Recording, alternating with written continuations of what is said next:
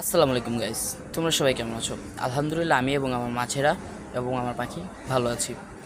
Guys, আজকের ভিডিওর বিষয় হচ্ছে ফাইটার ফিমেল অন্য কোনো মাছের সাথে রাখা যাবে নাকি। গাইস, এখানে দেখতে পাচ্ছ আমাদের পিঙ্কি কিন্তু খুব স্বাচ্ছন্দ্য আছে এবং গত ভিডিওতে তোমরা হয়তো দেখতে পারবা যে পিঙ্কিকে আমি মুনটেল মলির সাথে রাখছিলাম।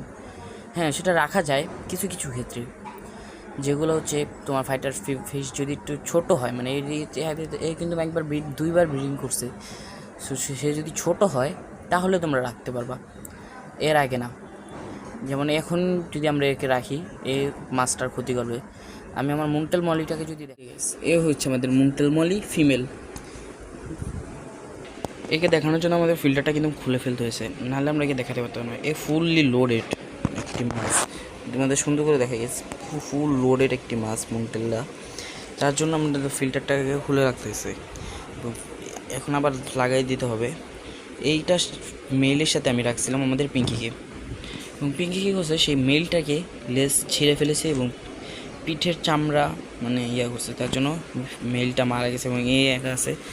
সো আমি আমার ফ্রেন্ডের কাছে বলতেছিলাম যে ওইটা মুন্টেল মলি ওর অনেকগুলো আছে, সো দেখে একটা মেল আনতে পারি নাকি। সো তোমরা কিন্তু অবশ্যই আমার ফ্রেন্ডের চ্যানেলটা ভিজিট করবা, লিঙ্ক এখানেই দেওয়া আছে, উপরে দেওয়া আছে, দেখতে পাচ্ছ। এখন আমরা আসি মূল কথাটি হচ্ছে ফাইটার ফিশ ফিমেলের সাথে মেলকে আমরা রাখতে পারবো নাকি, মানে যে কোনো মাছ রাখতে পারবো নাকি। সো আগেই বলেছি, সো একে আমরা রাখতে পারবো না, কারণ এর পেটে ডিম, এবং যখন ফাইটার ফিশের পেটে ডিম থাকে সে কিন্তু খুব অ্যাগ্রেসিভ হয়। তোমরা ছোটো মাছের সাথে ছোটো মাছ রাখবে, কিন্তু ফাইটার ফিশ ফিমেল রাখতে পারো, কিন্তু এই অবস্থায় না, যেমন ডিম অবস্থায়, তা আমার মতন ভুল হবে।